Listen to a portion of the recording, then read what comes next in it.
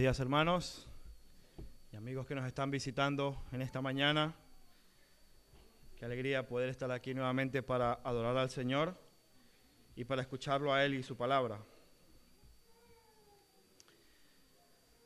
Vamos a esperar que los niños terminen de salir y comenzaremos con una oración breve. Acompáñame a orar. Amado Padre, te damos muchas gracias por este tiempo. Un tiempo en el que nos disponemos, oh Dios, nuestros corazones, nuestras mentes y nuestras vidas enteras para adorarte, para glorificarte, para presentarnos delante de ti como tu pueblo, pero también, oh Dios, para escuchar tu palabra. Padre, habla a nuestros corazones. Queremos escucharte a ti, no a un ser humano. Queremos escucharte a ti, no las ideas de un hombre. Queremos que tu palabra sea predicada fielmente para tu gloria y el bien de tu pueblo. Así que yo te ruego, Padre, que tu Santo Espíritu en esta mañana sea el que use su palabra, tu palabra, para hablar a la vida de cada uno de los presentes aquí. Trae tu consuelo, sé tú exhortando los corazones, sé tú corrigiendo según tu voluntad, Padre. A todos nosotros. Te lo pedimos en el nombre de Jesús. Amén y amén. En 1924, durante los Juegos Olímpicos que se celebraron en París, un joven atleta escocés llamado Eric Liddell se negó a participar en la carrera de los 100 metros planos o los 100 metros lisos, como también se le conoce, porque se celebraba un domingo. Y este joven, por su convicción cristiana, se negaba a correr en el día del Señor. La decisión del Comité Olímpico no fue descalificarlo, sino darle la oportunidad de competir en otra carrera, una que no se celebrara el día domingo, pero una un poco más difícil para Eric. Era una carrera de 400 metros planos, una distancia para la que él no se había entrenado, una distancia para la que él no se había preparado, pero él gozosamente decidió participar, porque no quería dejar de participar en los Juegos Olímpicos, pero por sobre todas las cosas no quería dejar de honrar a su Señor. Liddell terminó ganando el oro en esa competición, y no solamente ganó la medalla de oro, sino que estableció un récord en los Juegos Olímpicos para ese entonces, terminando los 400 metros planos en 47 segundos. Igual que algunos de nosotros, ¿verdad? Pero lo más sorprendente en la vida de este hombre no ocurrió en la pista de carrera. Lo más sorprendente en la vida de este hombre ocurrió en 1925, cuando este joven atleta con un futuro tan prometedor decidió abandonarlo todo a los 22, 23 años para irse a China como misionero. Un joven escocés que se fue a un país donde no había nadie de su cultura, nadie que hablara su idioma, nadie que tuviera nada en común con él y los suyos. Un joven que estuvo en China el resto de su vida, incluso en 1941 durante la invasión japonesa, en medio de una guerra, él decidió quedarse. Y algunos chinos preguntaban por qué este hombre blanco se queda aquí. ¿Por qué está haciendo esto? Eric Liddell terminó muriendo en China por un tumor cerebral, en un campo de concentración donde había sido capturado preso por las fuerzas japonesas que habían invadido China en ese momento.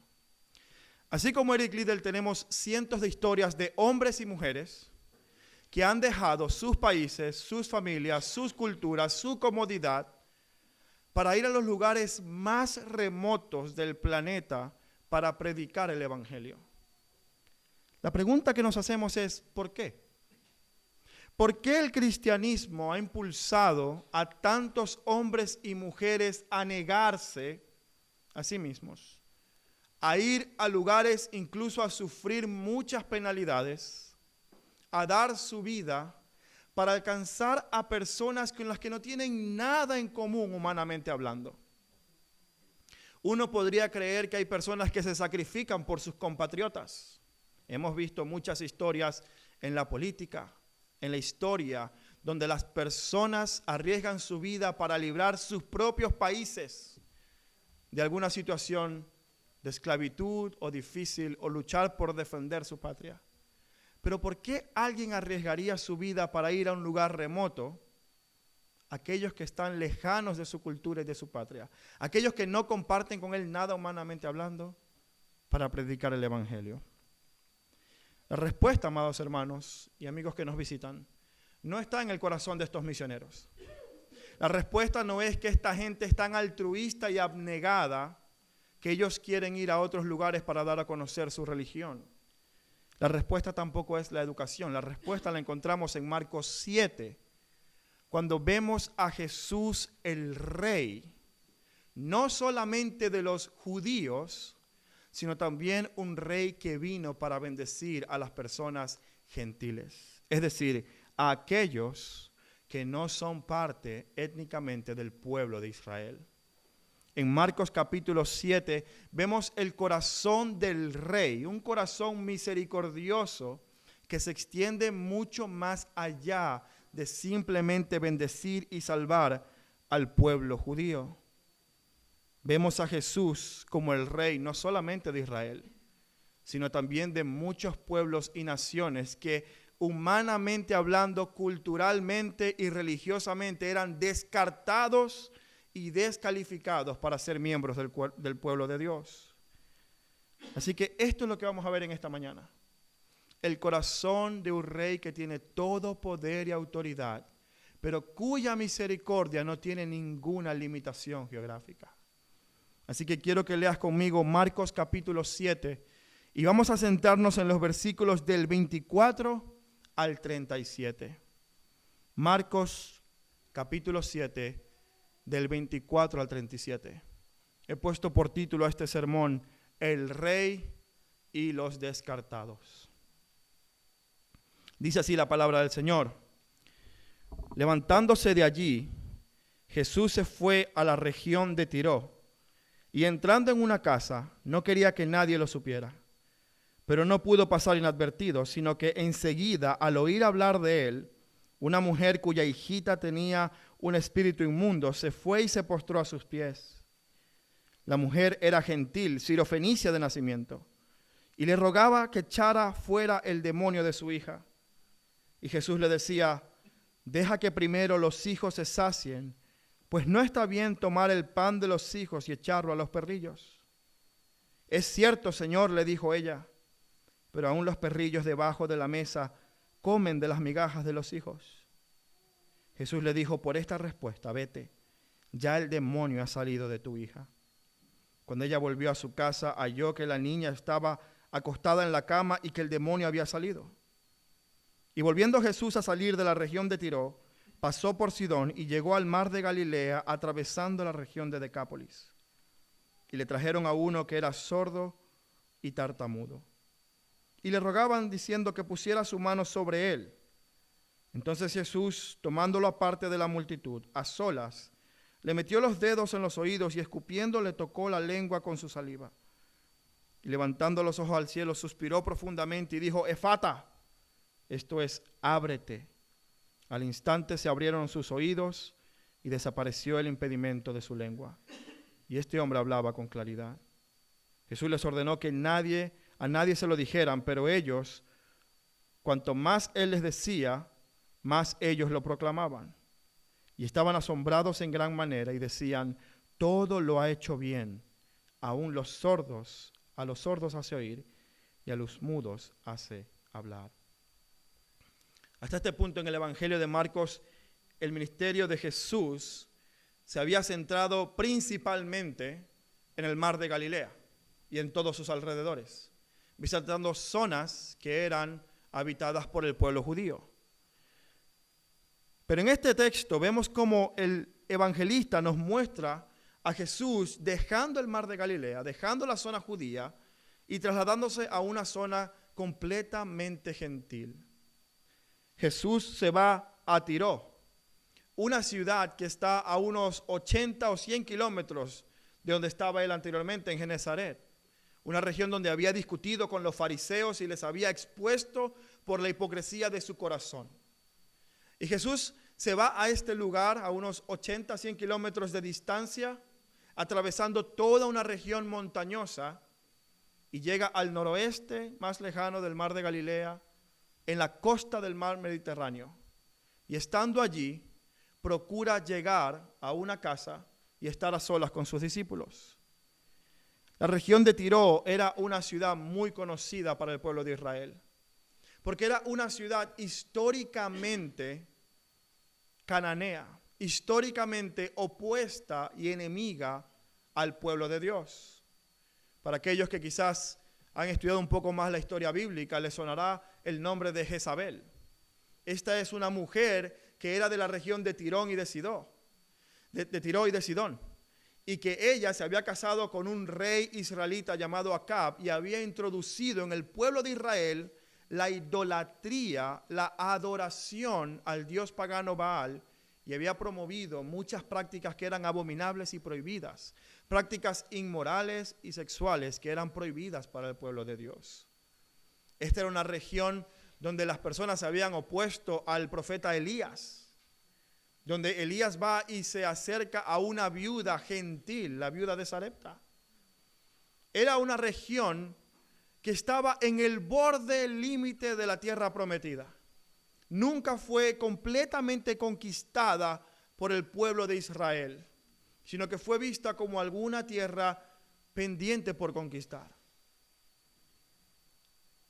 Para la mente judía, esta era una región que estaba asociada con el paganismo, la idolatría y la inmoralidad. Y Jesús se va a esta región porque sabe claramente que los fariseos no lo van a seguir allí, y porque claramente la multitud judía tampoco va a seguir a Jesús a ese tipo de ciudad. Los judíos y los gentiles no se mezclaban. Quiero que pienses en alguna ciudad así, en la modernidad. Un sitio donde los cristianos quizás no nos sintamos muy cómodos. Quizás puedes pensar en Ibiza o en Las Vegas. Un lugar donde claramente la gente está lejos de Dios. Un lugar cuya cultura está no influenciado por los valores de la Biblia, los valores judíos o los valores cristianos, sino por valores completamente paganos e inmorales. Donde la gente no está esperando un Mesías, sino la oportunidad de satisfacer cada uno de sus deseos. O que pienses quizás en una ciudad no tan extrema en la inmoralidad, sino una ciudad hostil al pueblo de Dios. Ciudades donde por predicar el evangelio o nombrar el nombre de Jesús te pueden encarcelar o matar. Lugares donde hablar de Cristo es condenado con pena de muerte. Quiero que pienses en ciudades históricamente así. Esto es lo que para la mente del judío representan estas ciudades. Esta gente es enemiga de Dios y de su pueblo. Tú te preguntarás, ¿por qué estamos diciendo todo esto? Bueno, porque históricamente estas personas no esperaban un Mesías. Estas personas no tenían las promesas de Dios para su pueblo. Estas personas no eran considerados dignos de ser parte del pueblo de Dios. Y el texto nos dice que Jesús recorre unos 80 y 100 kilómetros para entrar en este tipo de ciudad. Obviamente ahí no existían los casinos en ese entonces, pero seguramente eran ciudades donde los excesos y la hostilidad contra el pueblo de Dios era evidente. Eran ciudades fenicias. Y Jesús va allí con sus 12 discípulos y entra a una casa. No se nos dice de quién, simplemente una casa donde él intenta pasar desapercibido. No nos dice si llegó de tarde, de noche, de mañana. Solo dice que fue allí y procuró pasar inadvertido. Pero si hemos aprendido algo en el Evangelio de Marcos es esto. La multitud siempre seguía a Jesús. Donde quiera que él entraba, la voz corría y rápidamente se esparcían los rumores, los chismes de que Jesús estaba en la ciudad. Y en el versículo 24, Marcos claramente nos dice eso. Nos dice que él se levantó de allí, se fue a la región de Tiro, entrando en una casa, no quería que nadie lo supiera. Jesús deseaba estar a solas con sus discípulos, probablemente para enseñarles, para darles instrucciones, para hablarles de lo que vendría al final de su ministerio, o simplemente para descansar. El texto no nos lo dice. Pero es claro, Jesús quería estar alejado de la multitud. Y como era de costumbre, rápidamente, el mismo versículo 24 nos dijo, pero no pudo pasar desapercibido. Ahora, si has leído Marcos anteriormente y si has estado en esta serie de predicaciones, seguramente te acordarás o no, que en Marcos capítulo 3 Jesús nuevamente está ministrando en el mar de Galilea y su fama se había extendido tanto que personas de Tiro y de Sidón habían venido al mar de Galilea, a la región judía, para escuchar y ver a Jesús. Y leemos en el versículo 7 que la gente de los alrededores de Tiro y Sidón, una gran multitud, al oír todo lo que Jesús hacía, vino a él. Así que no es la primera vez que esta gente está en contacto con Jesús. Es la primera vez que Jesús visita su ciudad, pero seguramente al entrar, muchos de los que estuvieron presentes ese día en Marcos capítulo 3, lo reconocieron. Rápidamente pudieron acordarse de que este es el hombre que hacía tantos milagros y enseñaba con tanta autoridad, y que ahora en Marcos capítulo 7 empiezan a regar la voz de que aquel hombre que vimos cerca del mar de Galilea está ahora en nuestras ciudades. Aquel que habían escuchado enseñar con tanta sabiduría, ahora estaba en medio de ellos. Y es aquí, amados hermanos y amigos, donde encontramos entonces el primer encuentro milagroso de nuestro pasaje. Quiero que leas nuevamente los versículos del 25 al 29. Jesús no pudo pasar inadvertido, versículo 25, sino que enseguida, al oír hablar de él, una mujer cuya hijita tenía un espíritu inmundo, fue a sus pies y se postró. La mujer era gentil, sirofenicia de nacimiento, y le rogaba que echara el demonio fuera de su hija. Y Jesús le decía, deja que primero los hijos se sacien, pues no está bien tomar el pan de los hijos y echarlo a los perrillos. Es cierto, Señor, le dijo ella, pero aún los perrillos debajo de la mesa comen la migaja de los hijos. Jesús le dijo, por esta respuesta, vete, y el demonio ha salido ya de tu hija. Cuando ella volvió a su casa, halló a su hija que estaba acostada en la cama y que el demonio había salido. Las noticias habían corrido con mucha velocidad y esta gente no tenía redes sociales. Usted se imagina a estas personas con Twitter, con TikTok, con todas estas cosas. La fama de Jesús hubiese llegado hasta el otro continente. Pero rápidamente esta mujer seguro escuchó hablar a alguien acerca de que Jesús estaba allí y rápidamente dijo, yo sé quién es este hombre. Yo he escuchado todas las historias, yo he escuchado su fama, he escuchado los relatos de cómo él hace a los ciegos ver, cómo ha expulsado a otros espíritus inmundos ahí en el mar de Galilea. Tengo que ir a él. Y esta mujer encuentra la ubicación, no sabemos cómo, no sabemos quién filtró la información, a lo mejor fue el mismo casero que había recibido a Jesús diciendo, aquí lo tengo. Pero lo que sí sabemos, amados hermanos, no son los detalles de cómo ella llegó, pero sí tenemos detalles de quién era ella. Marcos no está interesado en darnos a conocer cómo ella hizo para averiguar dónde estaba Jesús, pero sí está interesado en darnos a conocer quién era ella y cuál es su trasfondo. Mira cómo lo describe a ella. Nos dice que es una mujer sirofenicia de nacimiento. En Mateo capítulo 15, versículo 22, el pasaje paralelo a este, Mateo la describe como una mujer cananea. Y si has leído el Antiguo Testamento, te va a sonar ese nombre. Los cananeos eran los enemigos del pueblo de Dios. Aquellos que eran idólatras, inmorales y que tenían prácticas verdaderamente abominables delante de Dios. Aquellos que fueron expulsados por su pecado de la tierra prometida y aquellos a quienes los judíos debían conquistar y juzgar. Esta mujer no solamente era extranjera, esta mujer históricamente tenía una procedencia de un pueblo enemigo de Dios. Lo que el texto nos muestra con claridad es que todas las personas que se acercaron a Jesús, de todos aquellos que vinieron a él pidiendo un milagro, esta mujer era la que tenía menos requisitos para poder presentarse ante el rey. Si alguien no estaba calificado para poder presentarse ante Jesús, era esta mujer.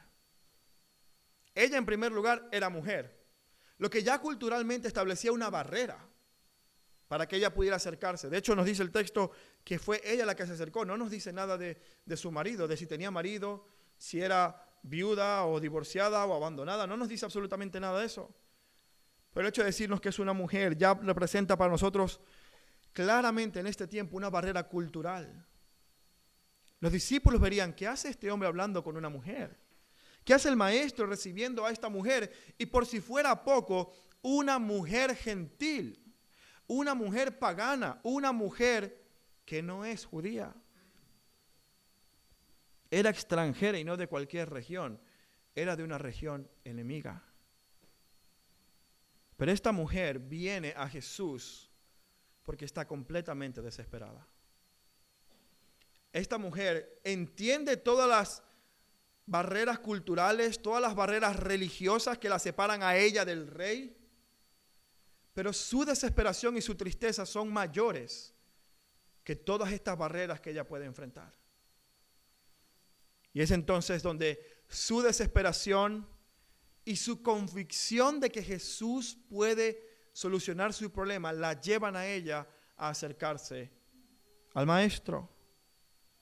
Y aquí vemos entonces que esta mujer se presenta ante Jesús rogando, suplicando, postrada a sus pies, nos dice el texto. Suplicando. A lo mejor estaba incluso llorando, no lo sabemos. Pero con tanto peso en su corazón al ver a su hijita, como Marcos la describe, completamente poseída y dominada por Satanás. Yo quiero que tú pienses en esto. Imagina a tu hijita o a tu hijito, ese que tanto amas, completamente poseído por un espíritu inmundo. Créeme, las rabietas que tu hijo hace no se comparan con lo que haría. ¿Cuál sería el sentir tuyo como padre? Al ver que no hay nada que tú puedas hacer para poder solucionar el problema de tu hijito o tu hijita. Estoy seguro que todos los padres aquí presentes felizmente cambiarían lugar con su hijo. Y le dirían a Satanás, mira, poséeme a mí, destrúyeme, pero deja a mi hijito en paz. Esa es la desesperación de un padre o de una madre. Esta mujer, sabiendo que no tenía ningún tipo de credenciales que le dieran acceso ante el rey de los judíos, un hombre, para presentarse ante él, tiene una desesperación mayor a su temor. Y es aquí donde la mujer escucha la noticia, descubre la ubicación y en desesperación se presenta ante el rey. Le suplica y le ruega que la ayude. Y llegamos entonces al versículo 27, donde encontramos, amados hermanos, uno de los diálogos que puede ser más controversiales para la mente occidental moderna. ¿Cuál es la respuesta de Jesús ante tal desesperación y necesidad? ¿Cuál es la respuesta del Maestro que ha mostrado amor y misericordia y compasión a aquellos que eran como ovejas sin pastor cuando veía al pueblo de Israel? El versículo 27 nos dice lo siguiente. Jesús le decía, deja que primero los hijos se sacien, pues no está bien tomar el pan de los hijos y echarlo a los perrillos. Esta respuesta nos puede sonar dura, nos hace ruido, puede incluso conmocionarnos y para mucha mente moderna los ha llevado incluso a cuestionar a Jesús y a su amor y su misericordia. Esta respuesta, amados hermanos y amigos, puede sonarnos exclusivista, puede sonarnos machista. Mucha gente ha dicho, Jesús insultó a la mujer. No voy a decir lo que esa gente dice que la llamó. Pero está diciendo que es un animal. Y amados hermanos, la verdad que una lectura superficial del texto puede darnos esa impresión. Es posible que si nosotros leemos el texto rápido y no entendemos lo que verdaderamente está ocurriendo, vamos a pensar, ¿cómo Jesús puede llamar perro o perra a una mujer. ¿Por qué el maestro haría eso? Hay un par de cosas que debemos entender de lo que está ocurriendo. Porque nada está más lejos de la realidad que lo que nosotros pensamos con nuestra mente moderna y retorcida. Lo primero que quiero que veamos, amados hermanos, es que este texto no es exclusivo ni racista. Jesús no le dice a la mujer, deja que solo los hijos se sacien. Él le dice, deja que primero los hijos se sacien. En primer lugar, Jesús no está siendo exclusivo, sino que le está indicando a esta mujer una prioridad histórica en el plan de redención del Señor. Él no le está diciendo, tú no vas a recibir ninguna bendición porque Él es gentil. Por el contrario, primero debo ir a los hijos de Israel. De hecho, desde el Antiguo Testamento, desde el principio, Dios siempre tuvo en su corazón a todas las naciones. Podemos recordar la promesa hecha a Abraham, en ti serán benditas todas las familias de la tierra. En tu simiente, Abraham, de la cual viene el pueblo de Israel, por medio de este pueblo van a ser benditas todas las familias de la tierra. Pero quiero que prestes atención a un texto muy en particular del Antiguo Testamento. Quiero que leas conmigo Isaías capítulo 56. Porque en este texto, el profeta Isaías está hablando acerca de los extranjeros y las otras naciones. Isaías capítulo 56, y quiero que leas conmigo lo que dice el versículo 3. Este es Dios hablando por medio del profeta Isaías. Él le dice que el extranjero que se ha llegado al Señor no diga, ciertamente el Señor me separará de su pueblo. Escucha, esto es lo que Dios está diciendo al extranjero. Que el extranjero que ha llegado al Señor, que ha venido al Señor, no diga que el Señor lo va a separar de su pueblo. Ni diga el eunuco, soy un árbol seco. Mira lo que dice el versículo 5. Les daré en mi casa y en mis muros un lugar y un nombre mejor que el de hijos e hijas. Les daré nombre eterno que nunca será borrado. ¿De quién está hablando el profeta Isaías? De los extranjeros. No está hablando del pueblo de Israel. Y mira el versículo 7 de este mismo capítulo. Un texto que Jesús va a citar en Marcos 11 cuando limpia el templo. Esto es lo que dice Isaías 56:7. Yo los traeré, ¿a quién? A los extranjeros. Los traeré a mi santo monte y los alegraré en mi casa de oración. Sus holocaustos y sus sacrificios serán aceptados sobre mi altar, porque mi casa será llamada casa de oración. ¿Para quién? Para los judíos. No, para todos los pueblos. Para todas las naciones, para todos aquellos que deseen acercarse al Señor, independientemente de su etnia, cultura y trasfondo. De modo que los gentiles siempre hemos estado en el plan del Señor. Porque créeme, ni tú ni yo somos judíos. Dios siempre ha tenido en su corazón a todas las naciones, gente de todo pueblo y nación. Sin embargo, históricamente, Dios escogió un pueblo específico por medio de quien iba a bendecir a todas las naciones.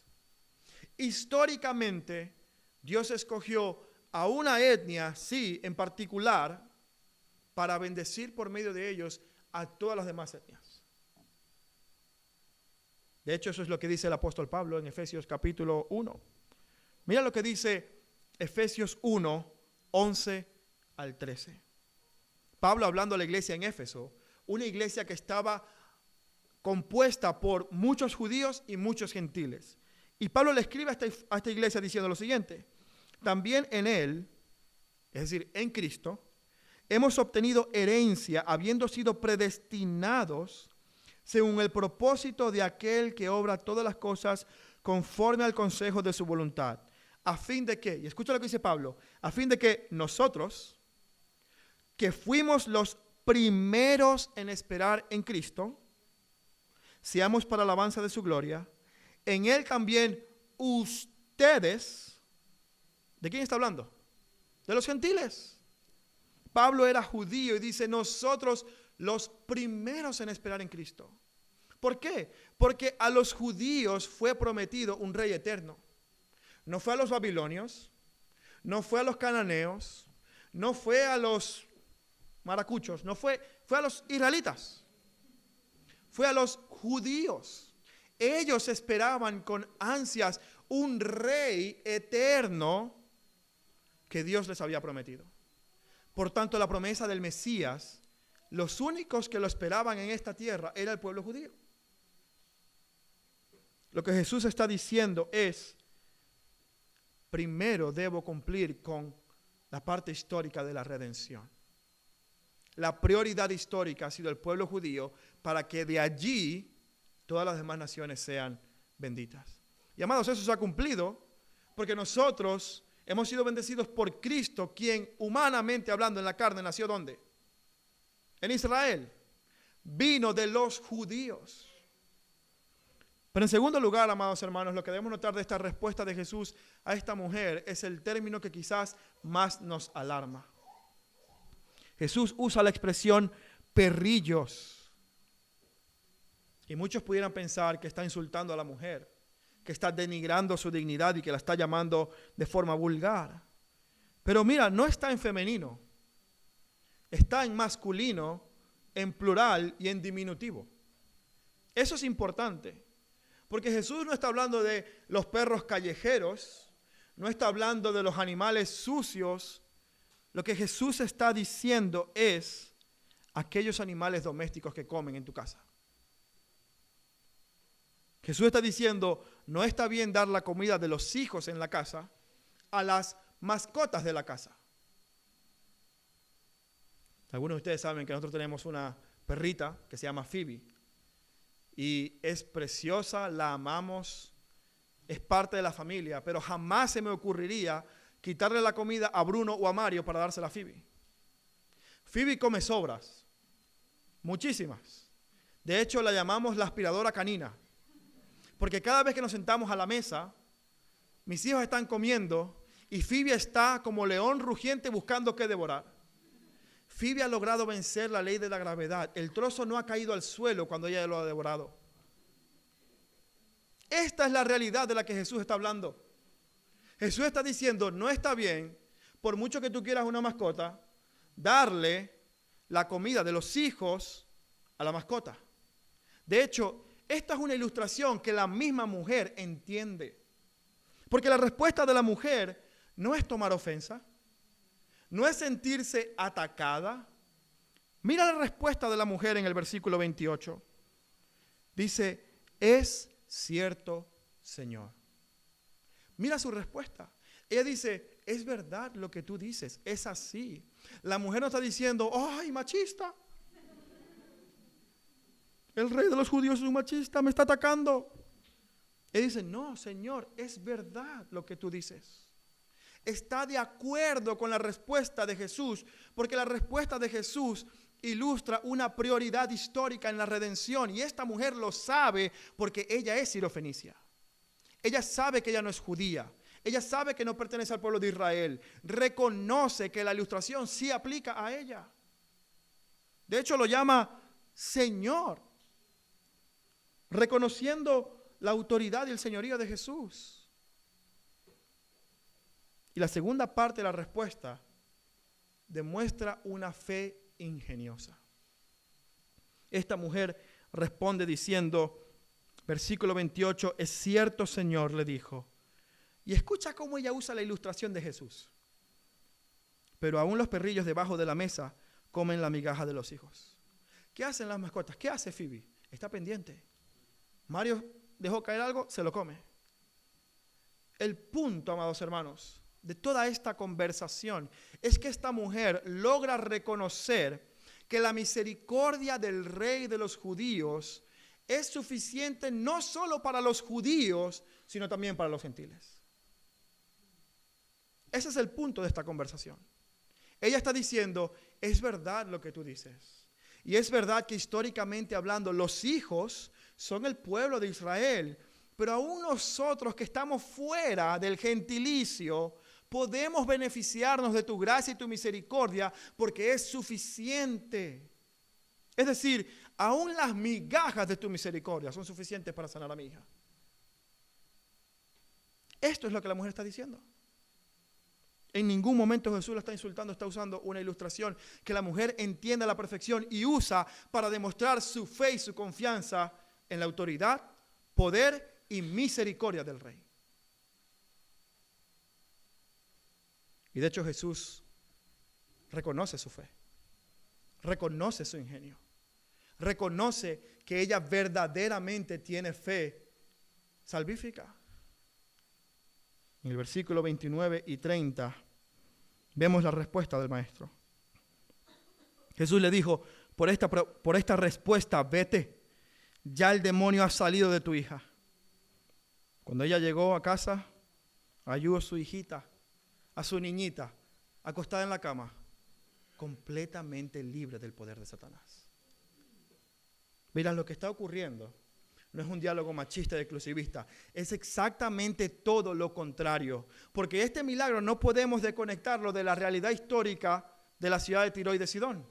Ciudades enemigas, cananeas, inmorales, idólatras, que corrompieron al pueblo de Israel. A estos enemigos del rey, el rey mostró misericordia. Lo que para muchos en su lectura superficial es un argumento en contra del amor de Dios, es en realidad una de las muestras más grandes de misericordia para estas personas que sí entendieron lo que estaba ocurriendo. Y el versículo 29 y 30 nos muestran el gran poder y autoridad de Jesús. Porque al escuchar la respuesta de esta mujer, Jesús inmediatamente le dice a la mujer, te puedes ir, porque el demonio ya ha salido de tu hija. Mira el gran poder y autoridad de Jesús, que no tuvo ni siquiera que hablar con el demonio. No tuvo ni siquiera que ir hasta la casa de la mujer. El demonio no tuvo ni oportunidad de decirle, Jesús, un momento, esto es región gentil, tú eres el rey de los judíos, esta no es tu jurisdicción, yo aquí mando. Jesús, tú eres rey allá de los judíos, pero esto es Tiro y Sidón. Esta gente es pagana, esta gente adora a Baal, o sea que me adora a mí. El demonio no tuvo ni oportunidad, Jesús no tuvo necesidad. Simplemente, escucha, ni siquiera expresó su voluntad, no la expresó, no dijo, sal demonio. No, dijo, por tu respuesta, vete. Simplemente con Jesús pensar y en su corazón determinar que ese demonio debía salir, salió. Inmediatamente, automáticamente, el poder y autoridad que Jesús muestra es un poder y autoridad sobre todo pueblo y nación. Satanás no tiene una jurisdicción especial donde Jesús no pueda entrar. Por muy tenebroso que sea esa nación, por muy opuesta a Cristo que sea, no hay pueblo o nación donde Cristo no pueda deshacer la obra de Satanás. Así es su poder y su autoridad. Él libra a todos, judíos y gentiles, de la obra del diablo. Pero amados, si crees que esta interacción fue lo suficientemente extraña, créeme que no hemos terminado. Porque Jesús continúa su gira por todas estas regiones gentiles. Marcos nos va a contar una historia diferente, pero que tiene muchos elementos paralelos con la mujer sirofenicia. Y en los versículos 31 al 37 leemos entonces la historia de un hombre sordo y mudo que estaba en la región de Decápolis. Quiero que leas conmigo el texto. Marcos 7, 31 al 37. Dice así, volviendo a salir Jesús de la región de Tiro, pasó por Sidón y llegó al mar de Galilea atravesando la región de Decápolis. Y le trajeron a uno que era sordo y tartamudo y le rogaron que pusiera la mano sobre él. Entonces Jesús, tomándolo aparte de la multitud, a solas, le metió los dedos en los oídos y escupiendo le tocó la lengua con la saliva, y levantando los ojos al cielo suspiró profundamente y dijo: Efata, esto es, ábrete. Y al instante se abrieron sus oídos y desapareció el impedimento de su lengua y hablaba con claridad. Y Jesús les ordenó que a nadie se lo dijeran, pero mientras más él se los ordenaba, tanto más ellos lo proclamaban. Y estaban asombrados en gran manera y decían: todo lo ha hecho bien. Y aún a los sordos hace oír y a los mudos hace hablar. Hay muchas similitudes entre la historia de este hombre y esta mujer. Ambos viven en ciudades gentiles, Tiro y Sidón, y ahora se encuentra en Decápolis, una región que Jesús ya había visitado antes. En Marcos 5, después de la primera tormenta que enfrentan los discípulos, Jesús llega a una ciudad llamada Gádara, o conocida como la región de los Gadarenos. Y ahí se encuentra a un hombre endemoniado que estaba siendo atormentado por una legión y que terminaron volcando a una gran manada de cerdos por un despeñadero. Decápolis significa 10 ciudades en griego. De hecho, el nombre es griego, no es judío. No es Galilea, es Decápolis. Y este hombre que estaba atormentado fue librado por el gran poder y autoridad de Jesús. Y en Marcos 5:20, después de su liberación, mira lo que hizo este hombre. Él se fue y empezó a proclamar en Decápolis cuán grandes cosas Jesús había hecho por él, y todos quedaban maravillados. De manera que la fama de Jesús no solamente había alcanzado Tiro y Sidón, sino que también en Decápolis, por el milagro que él había hecho, librando a este hombre de una legión de demonios, se había corrido la voz por todas las ciudades. Esta vez no nos dice que era específicamente en Gádara, sino Decápolis.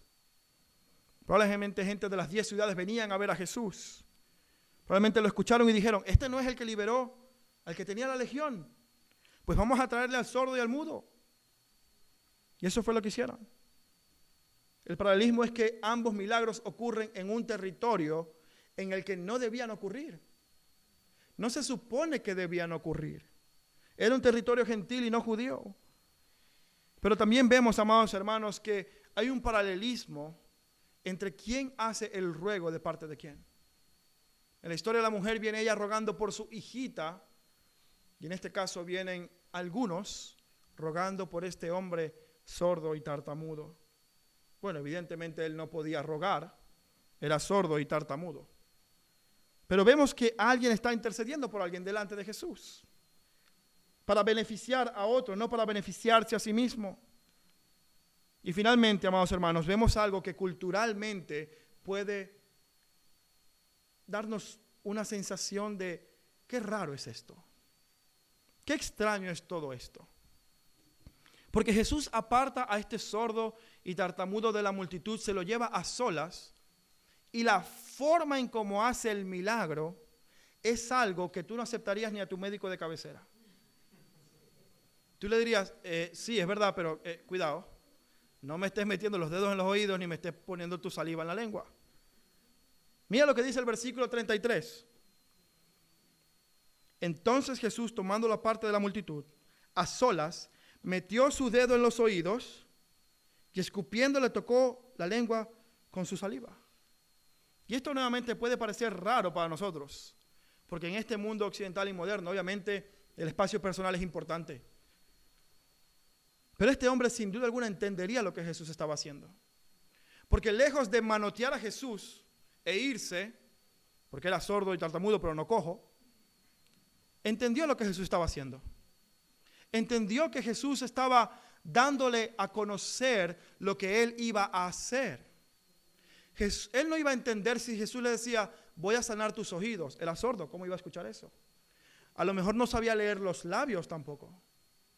Por lo tanto, estas señales indican a este hombre que Jesús va a sanar sus oídos y su lengua. Y nuevamente Jesús muestra una gran misericordia por alguien que es descartado por el pueblo judío. Él sana y bendice a un hombre que cultural y religiosamente está lejos del pueblo de Dios. Un hombre que cultural y religiosamente está descartado como candidato para ser parte del pueblo de Dios. Es un extranjero pagano y no procede de Abraham. Que se muera sordo. Pero la misericordia del rey es suficiente. No solo para aquellos que eran parte de su pueblo étnicamente hablando, sino para todo aquel que desee venir a Cristo en fe. Y de nuevo, en ambas historias encontramos un gran paralelo al ver la evidencia del gran poder y autoridad del rey. Escucha lo que dice el versículo 29 y 30. Él dice, Jesús le responde a esta mujer, por esta respuesta, vete, ya el demonio ha salido de tu hija. Él no le dice, en lo que llegas va a ir saliendo. No, Jesús lo deseó, lo comandó, inmediatamente ya el demonio salió. Mira lo que dice el versículo 35. Escucha cómo Marcos nos muestra el gran poder y la autoridad. Dice, al instante.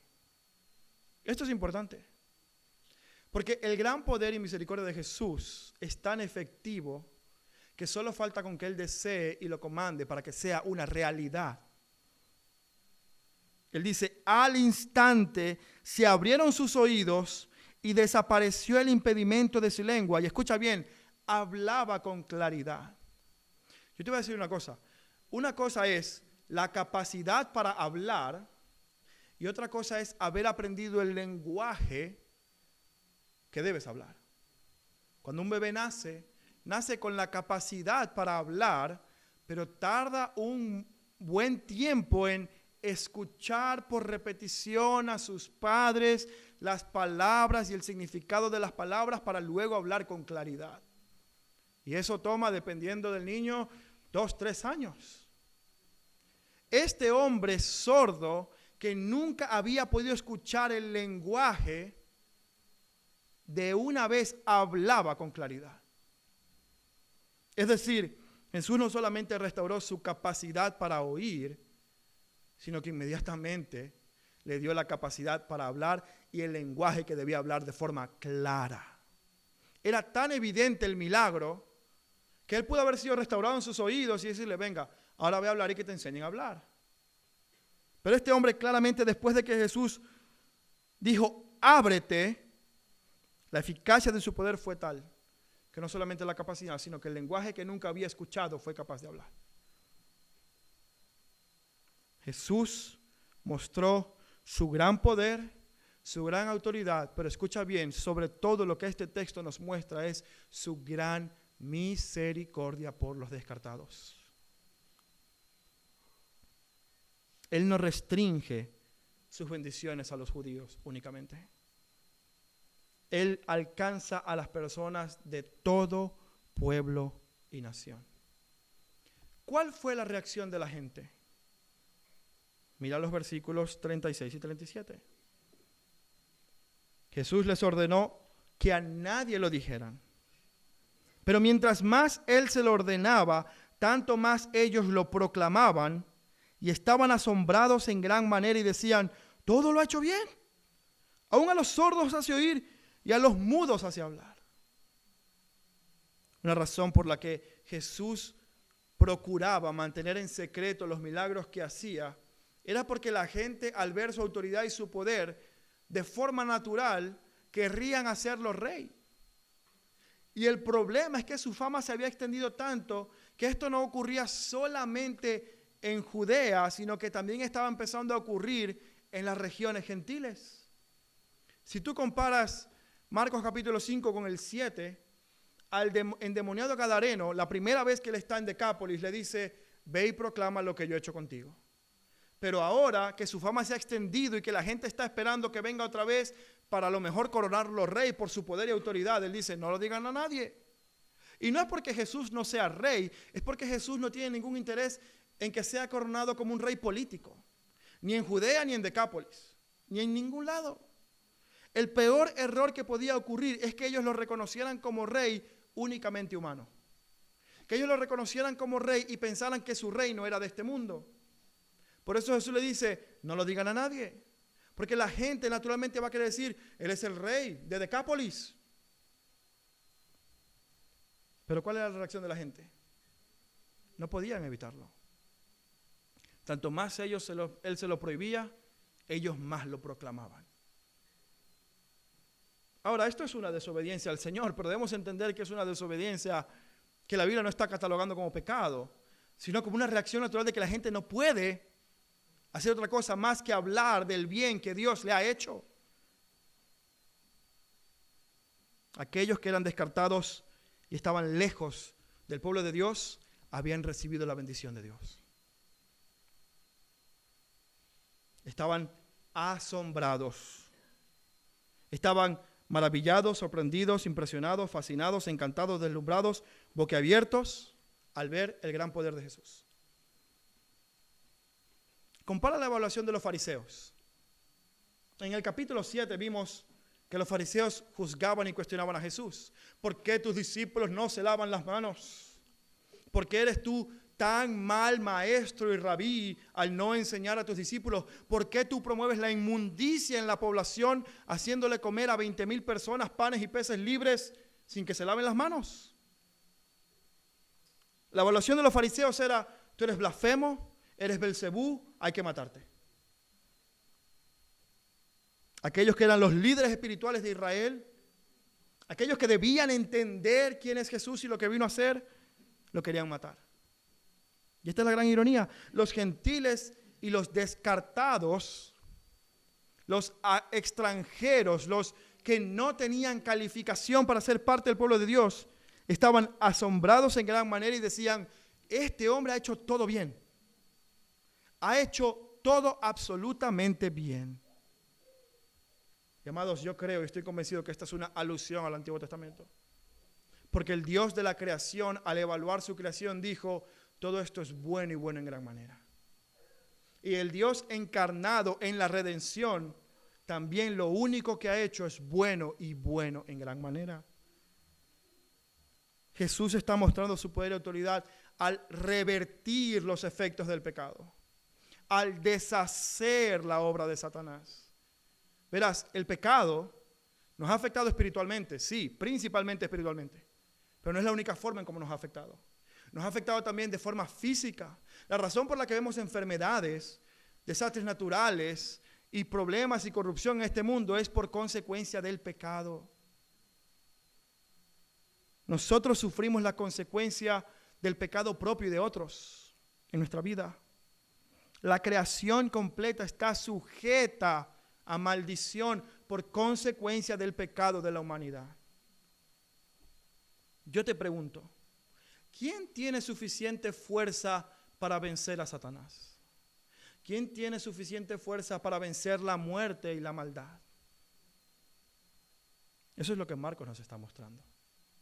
Jesús está deshaciendo los efectos de la caída. Y ahora mismo lo estamos viendo solo temporalmente. Pero escucha bien, llegará un día donde Jesús va a triunfar, ya ha triunfado, pero consumará ese triunfo deshaciendo una vez y para siempre todos los efectos de la caída y acabando con Satanás para siempre.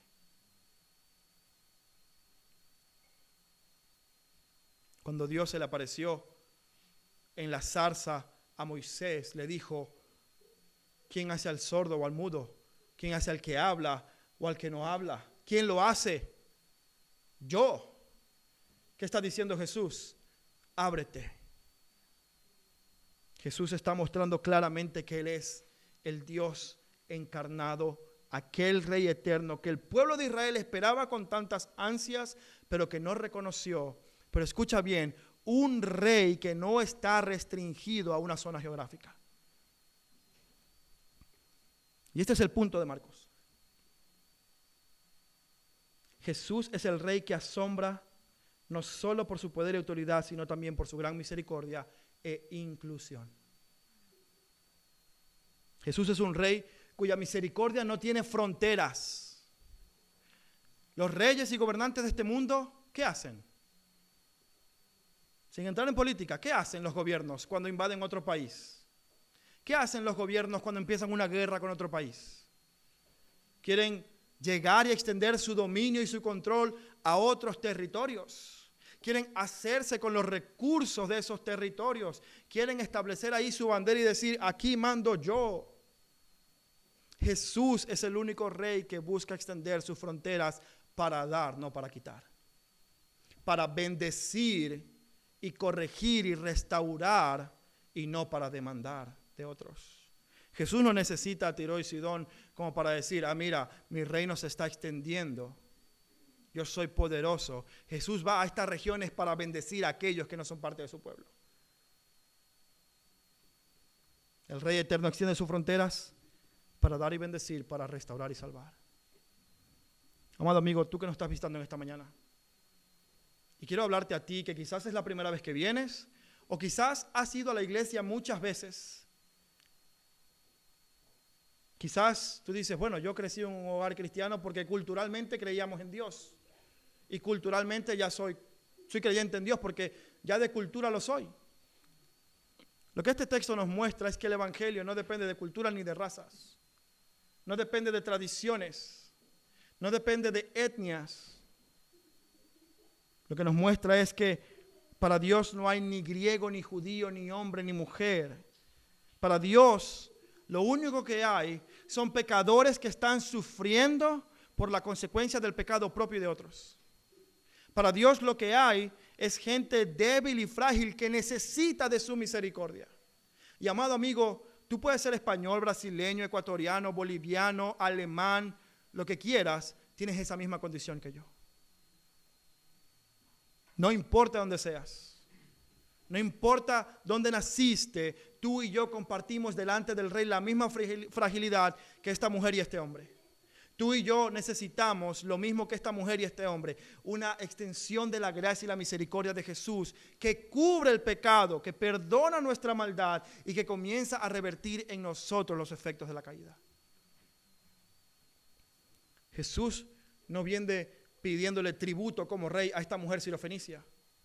No le dice, ahora mando yo aquí, pongo mi bandera, págame el tributo, yo soy tu rey. Jesús viene a decirle, si tú me reconoces como rey, yo te libero de todos tus males. Y no estoy hablando de males únicamente físicos, sino de males espirituales como el dominio del pecado y la maldad y la condenación eterna. Amado amigo, si esto es algo que Dios está hablando a tu corazón en esta mañana, escúchame bien, no es porque vengas a la iglesia, porque los fariseos y los líderes de Israel, los líderes espirituales estaban lejos de Dios, pensando que estaban cerca. Probablemente tú vienes a la iglesia y piensas que por eso entonces ya yo soy hijo del rey. Ya yo soy parte del pueblo de Dios. Pero aquellos que no vienen a la iglesia son los que están lejos. Lo que nos muestra este pasaje, que es un tema del corazón, no es externo. No es un tema étnico ni geográfico. Es un tema de nuestra vindicación delante de Dios por medio de Cristo. Si a ti te gustaría experimentar esta gracia y misericordia en esta mañana, por favor, no te vayas de este lugar sin antes hablar conmigo o con algún miembro de nuestra iglesia. Porque nos encantaría poder mostrarte la gracia y misericordia que solamente Jesús puede dar a personas de todo pueblo y nación. ¿Qué es lo que llevó a Eric Liddell a abandonar todo en Escocia? ¿Qué es lo que lo llevó a rechazar una carrera prometedora de gloria y fama para ir a un país, a un pueblo que no tenía nada que ver con él, siendo escocés? ¿Por qué ir a los chinos dispuesto a morir? ¿Por qué perder tu vida de esa manera? Verás, la respuesta, como dijimos al principio, no está en el corazón del misionero. Está en el corazón del rey. Jesús fue aquel que extendió su misericordia más allá de las fronteras de Israel, tanto en el Antiguo Testamento como en el Nuevo Testamento. Y Él fue el que mostró cómo es un rey inclusivo. Porque esa palabra, amados, no pertenece al mundo, pertenece a nuestro rey. Él es el que incluye a gente de todo pueblo y nación. A los sordos, a los mudos, no solamente los incluye, los sana. Esto debe asombrarnos. Esta fue la respuesta de este pueblo. Gentil, pagano, lejos de Dios. ¿Qué dice? Estaban asombrados en gran manera. Y amada iglesia, este texto te invita a ti a responder de una sola manera. Adoración. Quizás esta no es la aplicación del texto que esperabas. Pero si la gracia que tú has recibido y experimentado del Rey, tú y yo que estábamos lejos del pueblo de Dios, si esa gracia que has recibido no despierta en ti el más sublime cántico de adoración por la misericordia que te han mostrado, entonces tú no has entendido cuán grave es tu problema, ni cuán grande ha sido esa misericordia. La única respuesta a la misericordia mostrada de Dios a todos los pueblos es la adoración por su gracia. Eso es lo que Pablo hizo en Efesios capítulo 1. Cuando él dijo, bendito sea el Padre de nuestro Señor Jesucristo. ¿Por qué? Porque nos mostró su misericordia de una forma incalculable, irrevocable, predestinándonos, adoptándonos, reconciliándonos. Todo esto para la alabanza de su gloriosa gracia. Esto es lo que este pueblo hacía. Decían, este hombre todo lo ha hecho bien. Este hombre es bueno. Este rey es perfecto. Esto sí es un rey. Y si de tus labios y mis labios no sale un cántico de adoración por esta misericordia, amado hermano, tenemos un problema. Marcos nos ha mostrado a lo largo de todo su evangelio el gran poder y autoridad de Cristo, y ahora nos muestra que esa autoridad y poder no están reservados únicamente para un grupito étnico, sino que es un poder y una autoridad que por su misericordia alcanza, salva y restaura a ti y a mí que no éramos israelitas. La pregunta es, ¿cómo vamos a responder? Amén. Vamos a orar. Amado Padre, te damos gracias. Porque si no fuera por ti, si no fuera porque nuestro Rey es un Rey misericordioso para con todos, entonces nosotros estaríamos perdidos. Padre, yo quiero rogarte que a pesar de mi incapacidad para mostrar la grandeza de Cristo, mi Dios, que tu Santo Espíritu haga eso en nuestras mentes. Padre, en todas mis limitaciones, no puedo ni acercarme a la grandeza y belleza de Jesús. Y es frustrante, mi Dios, el ver a Cristo revelado en la Escritura, el ver su corazón, su poder y su autoridad, y no tener la capacidad en mis huesos para poder compartir eso de manera clara con tu pueblo. Padre, yo te quiero pedir que tú engrandezcas a Cristo en nuestras mentes. Padre, que no quede ningún corazón duro ni afectado por esta verdad. Padre, la dureza de nuestra ignorancia, la dureza de nuestra frialdad ante la verdad bíblica es tal que no podemos ver cuán grande y maravilloso es nuestro Señor. Y por eso yo te ruego que por tu poder tú rompas eso. Padre, quebranta nuestros corazones como lo hiciste con este pueblo gentil en Decápolis. Déjanos maravillados y asombrados con tu gracia. Padre, que la persona de Jesús nos consuma. Que no seamos tan tontos, Señor, en pensar en que sí, ya yo conozco el Evangelio, ya yo sé que Cristo murió por mí. Qué respuesta tan estúpida, Señor. Padre, yo te ruego que nos quebrantes y nos traigas de rodillas, asombrados por la grandeza de la gracia y el poder de nuestro Señor. Cuán grande es Él. Cuán maravilloso es nuestro Señor. Cuánto poder, autoridad, que los mismos demonios que sí entendían quién era Él, no podían más que caer arrodillados y aunque sea rechinando los dientes, decían, tú eres el Hijo de Dios, tú eres el Altísimo. Padre, yo te pido que produzcas eso en nosotros, no con rechinar de dientes, sino con corazones agradecidos, entendidos, de lo que hemos recibido en Cristo. Engrandece a Cristo en nuestras mentes y corazones. Te lo pido, mi Dios. En su nombre oramos. Amén y amén. Vamos a ponernos de pie, amados hermanos. Vamos a adorar a nuestro Señor.